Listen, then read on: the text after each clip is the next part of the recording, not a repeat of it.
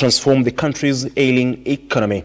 He championed a bottom-up economic model that would target to lift Kenyans at the bottom of the economic pyramid. The Hustle Nation, including the Mboga and, of course, the Bodaboda riders. 1 year, 3 months into his 5-year term, we'll look back at the promises he made, those he has kept, and the challenges he has faced. Here's a special feature as filed by reporter Tende, dubbed President Ruto's promising tongue. I, Wafula Chebukati, Chairperson of the Independent Electoral Boundaries Commission, hereby declares that Ruto William Samoei,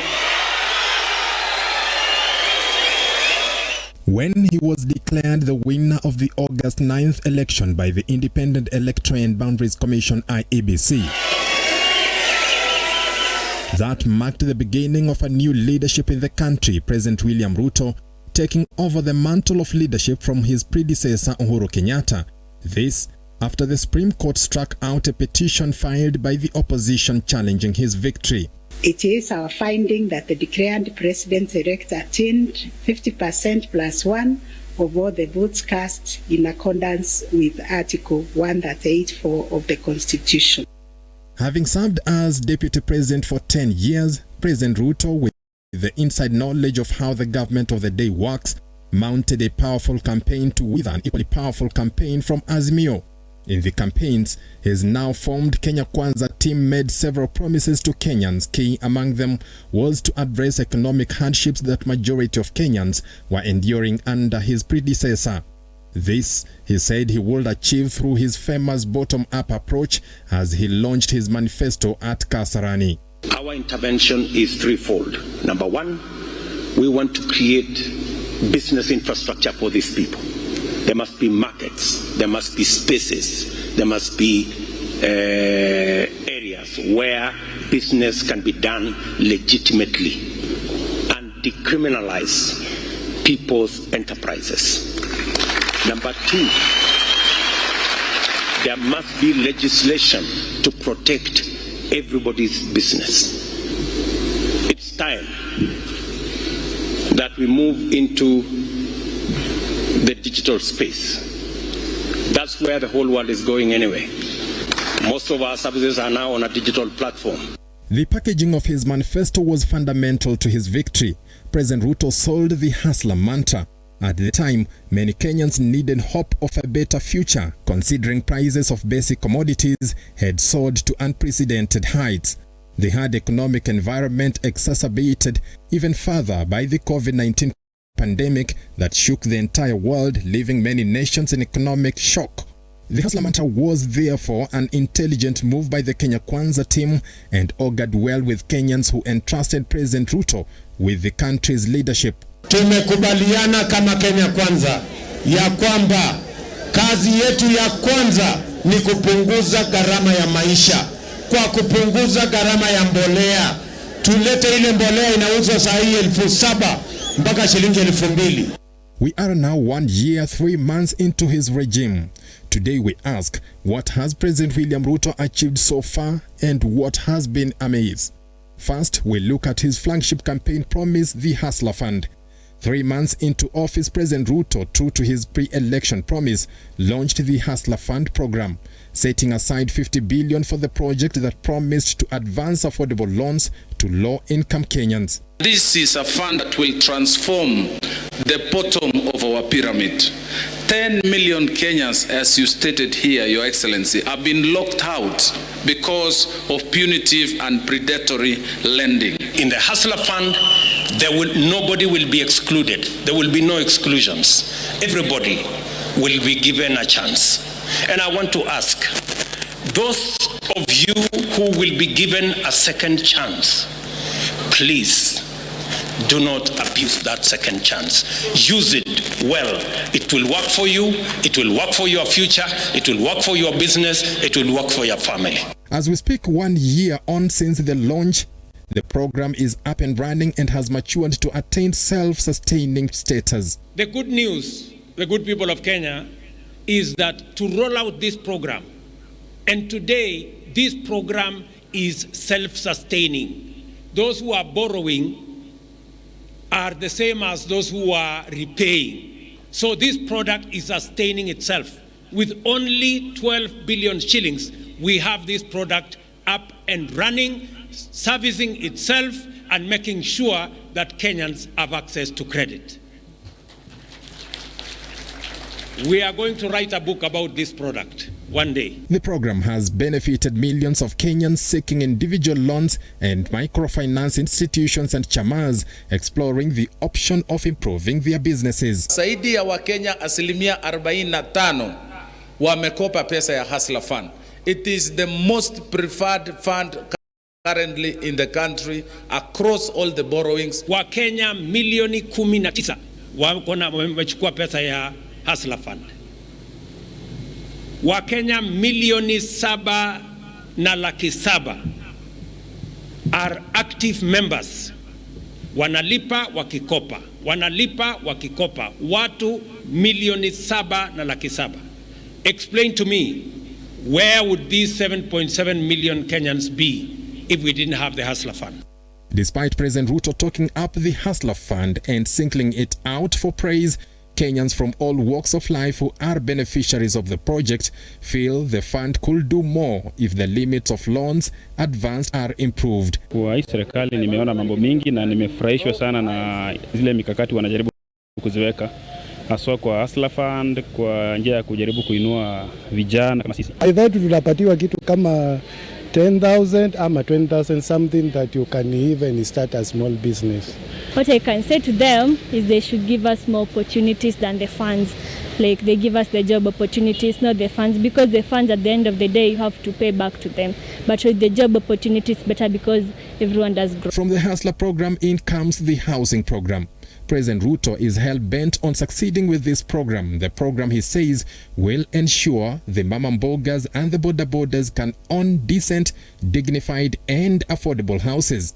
The housing tax was introduced by the Finance Act of the 2023 that has elicited mixed reactions from Kenyans.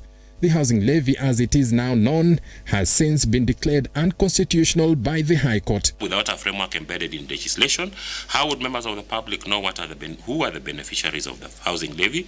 What are the requirements for one to benefit? The opaqueness undermines transparency and accountability, and in our view, Section 84 of the Finance Act does not meet the good governance test required under Article 10, 2A and C of the Constitution in the absence of a clear-cut legal framework concerning administration of these funds. We need to liberate our people from the indignity of living in slums, number one.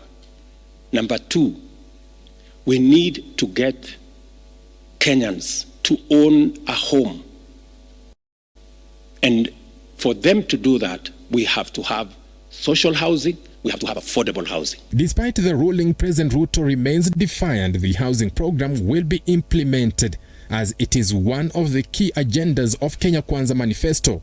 Already several units are under constructions in various parts of the country. We need to reverse land fragmentation, and housing is the tool we have to reverse fragmentation and to give us an opportunity to save the land that we have for production of food. The Commander-in-Chief says the housing program, apart from ensuring Kenyans own decent and affordable houses, will create thousands of jobs. In just the last 8 months, we now have 120,000 Kenyans working in our housing program. In factories that manufacture cement, factories that manufacture steel, transporters of all the construction equipment, manufacturers of construction products, engineers, architects, plumbers, technicians, electricians, including laborers. The reception of the housing project by Kenyans is not any different from the Hustler program. The housing levy has received supporters and critics in equal measure. Kwetu nyumbani hapa Nairobi nilipa rent, nilipa affordable house hapa Nairobi, utanisaidia? Heri ingekuwa kila mtu anajenga kwake nyumbani, ukijua uko hasa Nairobi uko na nyumba utapata nyumbani. Sioni venye itafika place ati hiyo nyumba itanisaidia mimi. Maybe itasaidia wengine, maybe well and good, but so far so good, I don't see it working for us. In future, with the rate at which the population is increasing, we need to have specific places where people live and the specific places where we work from. Unaona, sasa kama huko nyumbani, unajua kuna watu wanaishi pale wanalima bado. Unaona, serikali inafanya kitu mzuri kwa kujaribu kuprovide shelter kwa wananchi wake. The program, if it goes per the plan, will see 250,000 units constructed annually. Apart from the hustler and the housing projects, the government has made strides in food production. President Ruto's administration has moved to address high cost of food products by availing fertilizers to farmers to spur agriculture and ensure the country has adequate food. In 1 year, the Kenya Kwanza government has reduced the price of fertilizer from 6,000 when he assumed power to 3,500, and now it has been reduced further to 2,500. Apart from fertilizer, the government has made sure there are certified seeds during planting seasons. In the month of December, the president and his close confidants are upbeat. The fertilizer subsidy has significantly reduced flour prices in the country, promising that the same prices will keep falling into the new year. Indeed, a spot check in most retail outlets show a significant reduction in flour prices. Whether these prices will persist or are short-term remains to be seen.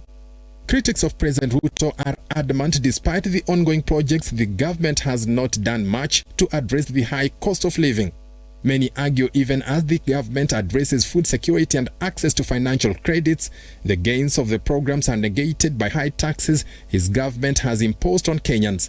His administration has removed subsidy on petroleum products, shooting the prices of the commodity to an all-time high.